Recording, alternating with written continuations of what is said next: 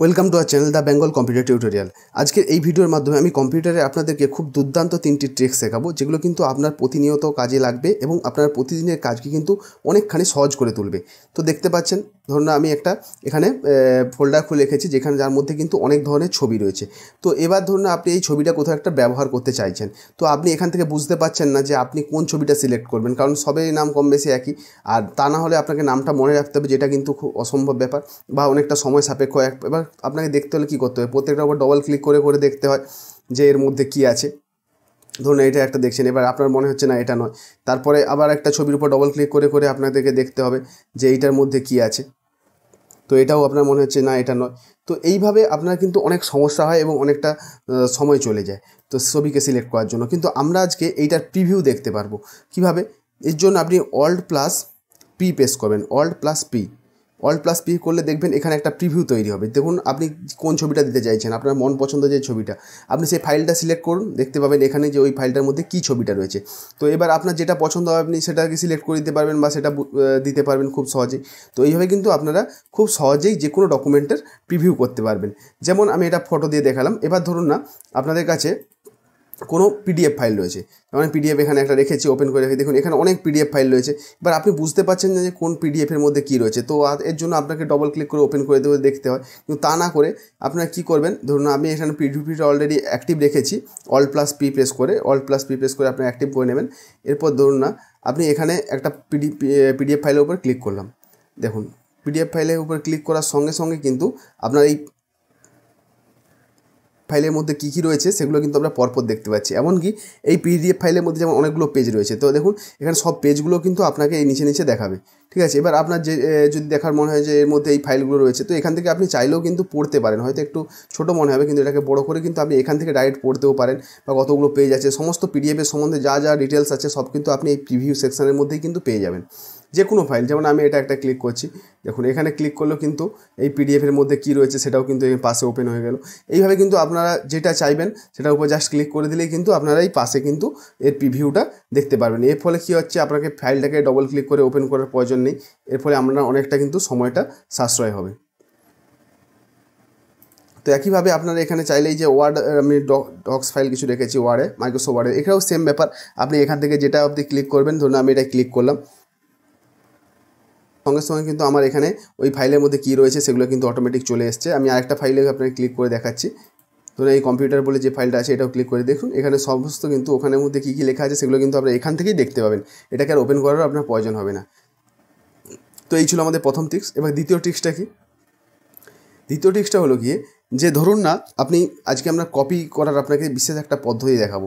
যেমন ধরুন আমরা এখানে একটা ফাইল খুলে রেখেছি আগে থেকে, তো এখানে ধরুন না আমাদের এখানে অনেকগুলো নাম লিখে রেখেছি। এবার আপনার প্রয়োজন মনে হলো যে এখান থেকে আপনি কিছু কিছু নামগুলো যেগুলো আপনার প্রয়োজন সেগুলোকে সিলেক্ট করবেন।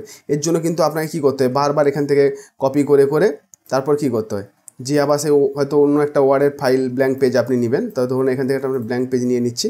তো এখানে ব্ল্যাঙ্ক পেজে ক্লিক করে আপনারা কী করেন, এখান থেকে এসে পেস্ট করেন।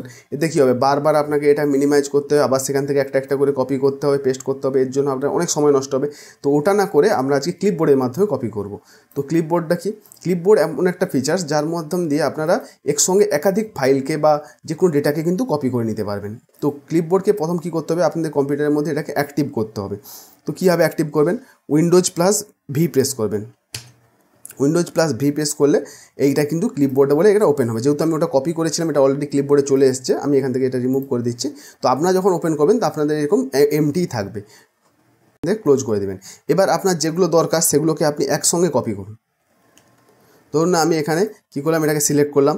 এবার আপনারা জানেন রাইট ক্লিক করেও কপি করতে পারেন বা Ctrl+C প্রেস করেও কপি করতে পারেন। ধরুন এর মধ্যে আমার এটার প্রয়োজন, এটাকে সিলেক্ট করলাম, এটাও কী করলাম, কপি করলাম। দেখুন এখানে এই যে এই ডান দিকে একটু চলে এলে দেখতে হয় নিচের দিকে, দেখুন এখানে 2/24, মানে এখানে 24টা ফাইলকে আপনি কপি করতে পারবেন।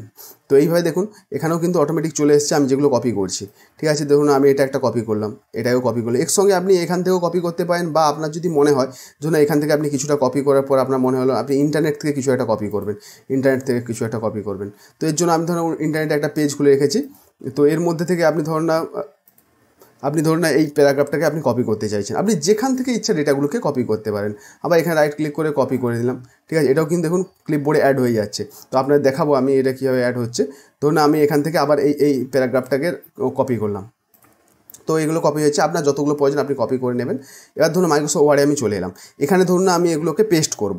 তার জন্য কি পেস্ট করব, আমার এখানে আমরা উইন্ডোজ প্লাস ভি প্রেস করব। দেখবেন এই ক্লিপবোর্ডটা আবার কিন্তু এখানে ওপেন হয়ে যাবে। এবার আপনি যেটা পেস্ট করছেন, মানে যেগুলো আপনার পেস্ট করার দরকার, আর যেগুলো আপনি কপি ফার্স্ট করবেন, সবের প্রথম যেগুলো কপি করবেন সেগুলো কিন্তু নিচে চলে আসবে, তারপর যেগুলো পরপর কপি করবেন সেগুলো কিন্তু ওপরের দিকে থাকবে। তো দেখুন আমি ফার্স্ট এই নামটা কপি করেছি, এটা চলে এসেছে। এরপর ধরুন এটাকে আপনি এখানে পেস্ট করবেন, তো এটার উপরে ক্লিক করে দেবেন, দেখবেন ওটা চলে আসবে। ঠিক আছে, আবার ধরুন আপনি এখানে উইন্ডোজ প্লাস ভি প্রেস করবেন। ঠিক আছে, আপনার ধরুন এই প্যারাগ্রাফটা পেস্ট করার দরকার, তো এখানে ক্লিক করবেন, দেখুন এই প্যারাগ্রাফটা অটোমেটিক চলে আসছে।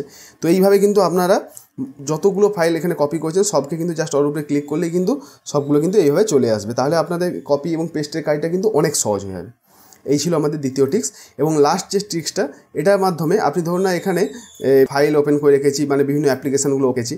তো এর মধ্যে থেকে আমি ধরুন না বর্তমানে আমি এখন হয়তো এই পিকচারে আছি, তো এখানে একটা পিকচার দেখতে পাচ্ছি। তো এরপর ধরুন না আমি এখানে ভিএলসি প্লেয়ারটা ওপেন করতে চাইছি, তাহলে ভিএলসি প্লেয়ারে ক্লিক করতে হবে, ভিএলসি প্লেয়ারে, তো এটা ওপেন হবে। তো এরপর ধরুন আমি এখানে গুগল ক্রোমটা দেখতে চাইছি, মানে ক্রোমে কিছু একটা সার্চ করতে হবে, ক্রোমটা ওপেন। এইভাবে আপনার করতে করতে কিন্তু অনেকটা সময় লেগে যায় বা একটু বোরিং হয়ে যায়। তো এটাকে আপনি একটা স্মার্ট পদ্ধতির মাধ্যমে করতে পারবেন। কীভাবে দেখুন, এখানে অল্ট প্লাস ট্যাব প্রেস করবেন, অল্ট প্লাস ট্যাব। ওকে, অল্ট প্লাস ট্যাব করলে ট্যাবটি প্রেস করে রাখবেন, করলে দেখতে পাবেন এখানে আপনার যতগুলো অ্যাপ্লিকেশান বা নিচে রান করছে সবগুলো কিন্তু পরপর থাকবে। এবার আপনি ট্যাব প্রেস করে আপনি কিন্তু এগুলোকে একটার পর একটা পেজে যেতে পারবেন। তো এবার আপনার যেটা প্রয়োজন হবে, আপনি ধরুন এখানে ব্রাউজারটা ওপেন করবেন, তো এই ব্রাউজারের পেজে চলে এলাম আমরা, এটাতে এসে আপনি জাস্ট ছেড়ে দিবেন অল্ট প্লাস ট্যাব কিটা, দেখবেন ওই পেজটা ওপেন হয়ে যাবে। তো আবার যদি আপনার অন্য কিছু ওপেন করার প্রয়োজন হয় তাহলে alt plus tab key press করবেন। ধরুন আপনার ভিএলসিতে আপনি কিছু একটা ভিডিও দেখতে চাচ্ছেন, ভিএলসি প্লেয়ারটা ওপেন করে নেবেন, এখানে আপনি দেখতে পাবেন। তো আবার ধরুন আপনার অন্য কোনো একটা পেজ দরকার, মাইক্রোসফট এক্সেলে হয়তো যাবেন, তাহলে আপনি এক্সেলে পেজে অবধি চলে আসবেন, ট্যাব প্রেস করে তারপর ছেড়ে দেবেন ট্যাব কিটা, দেখুন অটোমেটিক এই পেজটা ওপেন হবে। তাহলে এইভাবে কিন্তু আপনি স্মার্ট পদ্ধতির মাধ্যমে একাধিক পেজকে নিয়ে একসঙ্গে কাজ করতে পারবেন। তো যদি ভিডিওটি ভালো লেগে থাকে অবশ্যই ভিডিওটিকে লাইক করবেন এবং চ্যানেলটিকে সাবস্ক্রাইব করে রাখবেন আরও এই ধরনের অনেক নতুন নতুন তথ্য জানার জন্য। ধন্যবাদ।